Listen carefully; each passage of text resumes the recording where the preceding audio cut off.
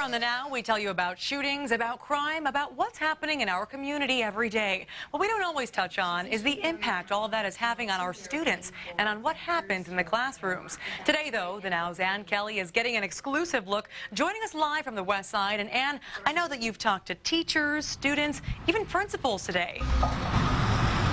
And Candace, that's right, and I've done that ahead of a big meeting here at New Era Church on the West Side. Now, IPS officials, IMPD, educators, and anyone who wants to stop by will be inside this building this evening talking about that very issue, about how what happens on our streets is affecting what is happening in our classroom on a daily basis. Now, for some background on this issue today, I headed to Shortridge High School on the North Side and sat down with Jalen Vaughn, a senior who has had anything but an easy life. Now, up until recently, when he moved to a new home out of his old neighborhood, he was surrounded by crime, shootings down the street in front of him.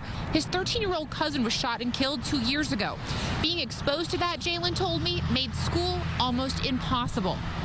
You're at your desk and you're having a test, and that quiet time is horrible for me because I used to think about things that were like, oh, how am I gonna eat tonight? And then, oh man, cousin Ronnie just got shot last night. That's really terrible. Those things go through your head, and when you're sitting down in the classroom and you're like focusing on this math assignment, you're like, why am I doing this kind of stuff? I got people that are dying every day. It's those kind of problems affecting kids here in our city every day. They'll be discussed tonight with this community conversation. You are encouraged to attend.